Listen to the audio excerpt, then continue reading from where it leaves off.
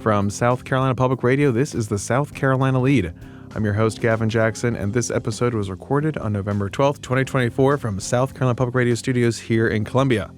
On this episode of The Lede, we're having a special episode because I'm out of town. I'm out of town for a post-election trip to the mountains. A retreat, if you will. I'm off to find myself.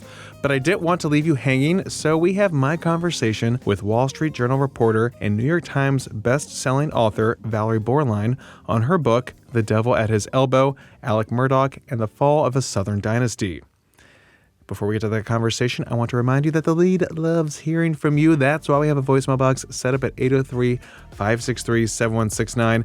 Let us know if you've read Valerie's book, if you're tired of the whole Murdaugh family. I know I kind of am, but I was fascinated by this book. Or, who's the devil at your elbow? Let us know, 803-563-7169.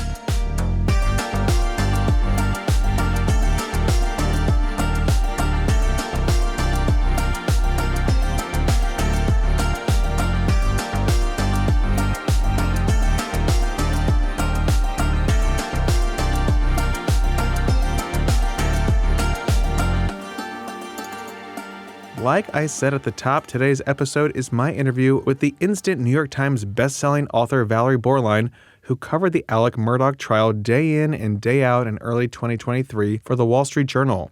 I opened my interview by asking her about the journey from the daily reporting of this disturbing and tragic story turned into a gripping nonfiction depiction of generations of a family drunk on power, excess, and fraud that culminated in the murders of Maggie and Paul Murdaugh, the wife and son of Alec, in June 2021. You know, I should say I had the privilege of working in Columbia for 4 years and covering state politics out at the State House. And I kind of tasked myself with going to all 46 counties because South Carolina is such a fascinating place. And I had been to Hampton. And so I cover the South still for the Journal. And I keep close tabs on South Carolina because, you know, I live in North Carolina, but South Carolina, y'all are just way more interesting. I was following the Murdaugh case from the time of the boat wreck in 2019 when Mallory Beach was tragically killed. And so when the homicides happened, it was just jaw-dropping, right? It really was. It wasn't immediately clear to me what the Wall Street Journal version was, but my top editor, a guy named Matt Murray, asked me whether I was following it. And I was like, yeah. And I said to him, what's the Journal version of this? And he's like, Val, sometimes a good story is just a good story. And he was right, but it also ended up being a classic Journal story of money and power in a place that's just inherently interesting. So I came down for the first time in July of 21 and spent the better part of 4 months on the ground and 3 years working on this book. And it became clear very early on that there was much larger story here and a lot to say about South Carolina history through the lens of this family.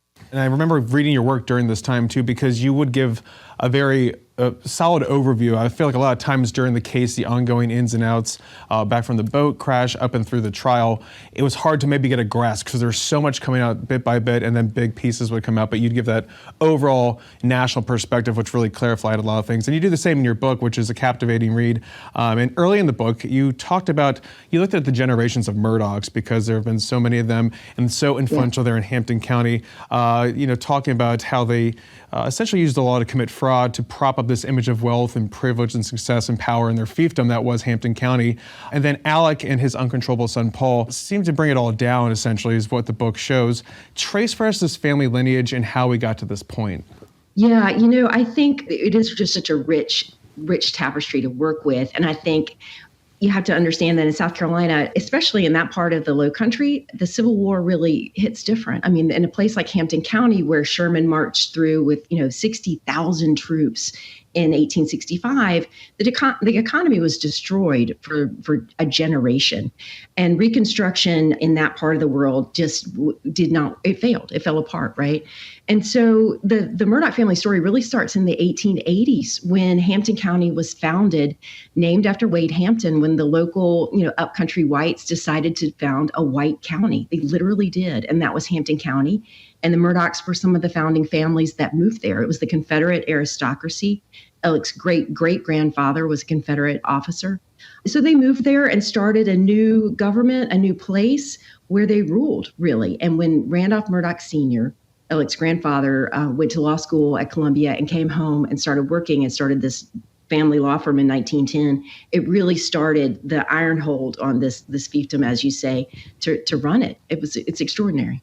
I know one of the passages, I think one maybe the more disturbing parts of the family history was Buster, Alec's grandfather, who was almost put away by the feds. That this whole family has this way of getting close to the law and then not getting caught. And I think a lot of people feared that too with Alec there at the end, but that wasn't the case, obviously. But he was almost put away by the feds back in 1956, where he lied, stole, and cheated folks to avoid prison time for a bootlegging case. And you closed out his chapter by saying Buster had proved that the Murdaughs could fix juries, corrupt sheriffs and judges, cheat on their taxes, steal from their clients, play both sides of the law, and define justice however they chose. And that's because he was also a solicitor at the time, like all the Murdaughs were besides Alec. So a really disturbing precedent where you saw some similarities between that case and maybe what we saw with the Future family when it came to trying to fix controversies like that boat crash in 2019 with Paul. Well, no, it's true. And old Buster Murdaugh was the solicitor from 1940 to 1986. And think about that. That is Roosevelt to Reagan.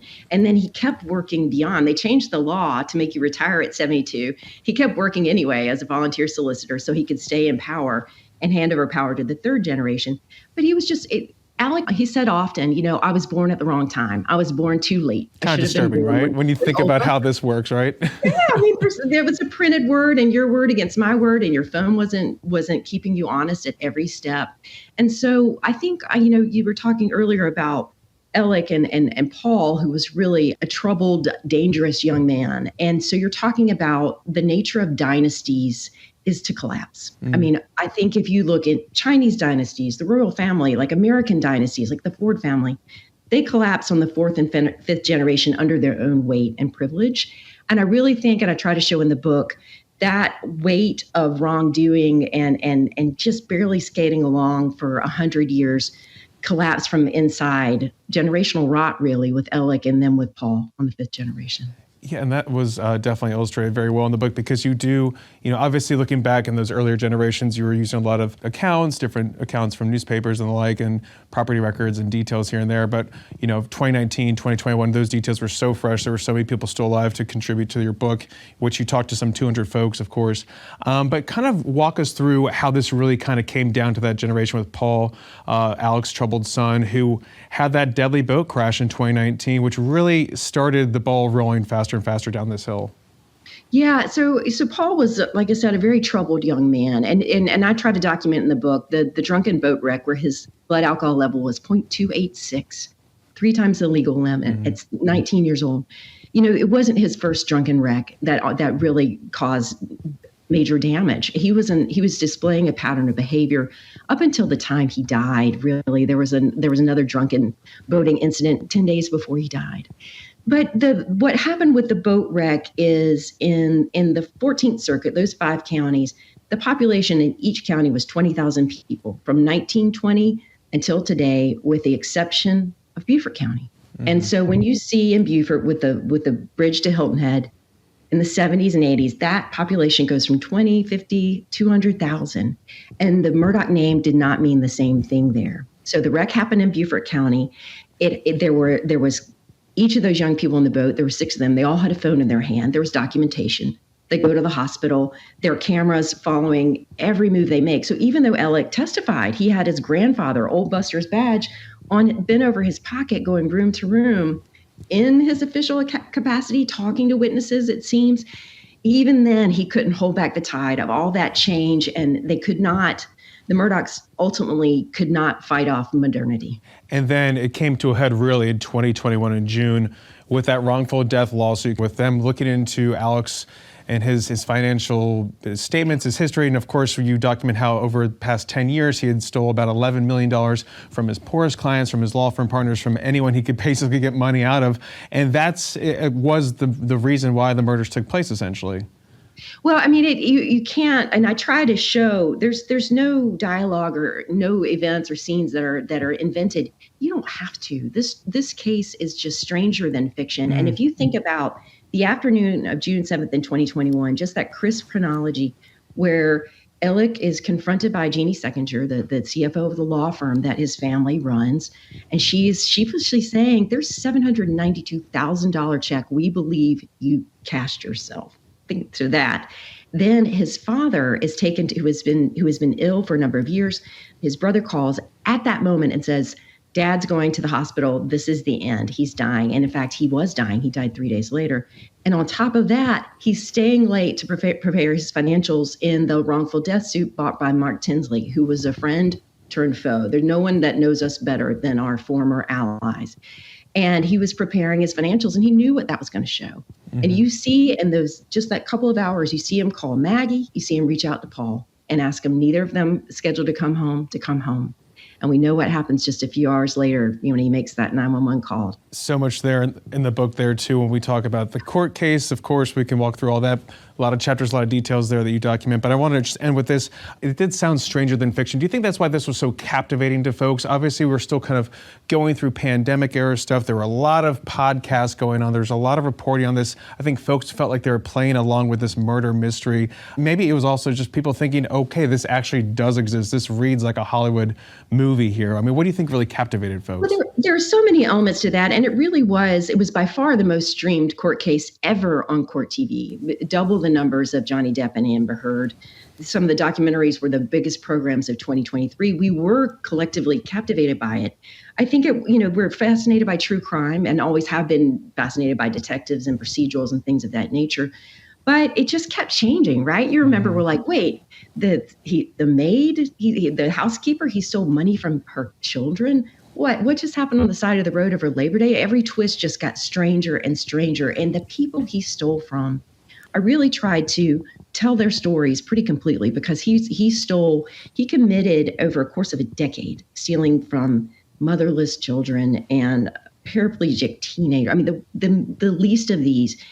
And I think it inured him to human feeling over time. Mm-hmm. So I really think it was all of that, just the fantastical nature of it, and really where it was set, the South. I mean, it is the only place in this country that just evokes an image in your mind. And it was all of that captivated us. And I hope with the book, what you were saying earlier, Gavin, just, we followed it every minute. And I tried to really widen the frame and say, this is the movie. This is the way it all fits together, beginning, middle to end. And will it become a movie? We'll see. I think he's inherently cinematic. That great South Carolinian Craig Melvin from Columbia. Yeah. Craig likes to call it the redneck Yellowstone. So I do think it is. There is a history there that's fantastic. Again, that was me speaking with Wall Street Journal reporter and author Valerie Bauerlein about her book, The Devil at His Elbow, Alec Murdaugh, and the Fall of a Southern Dynasty. A riveting account and a good gift for the true crime junkie in your life this holiday season. That's right, I'm pitching it for her. That's right, folks. Yeah, a little twisted, but whatever. It's a good book if you need any book ideas for someone in your life.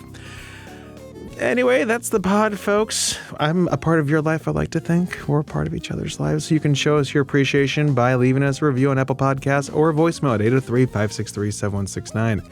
You can stay up to date with the latest news on scetv.org and southcarolinapublicradio.org. And don't forget to support your local newspapers. The South Carolina Lede is a production of South Carolina Public Radio. Our producer is A.T. Shire. Amy Crouch is our supervising producer. Sean Burtz is our executive producer. This podcast is produced with support from PRX and is made possible in part by a grant from the John S. and James L. Knight Foundation, as well as listener contributions to the ETV Endowment of South Carolina. For the South Carolina Lede, I'm Gavin Jackson. Be well, South Carolina. I tried. It came out. I'm sorry. I'm so sorry.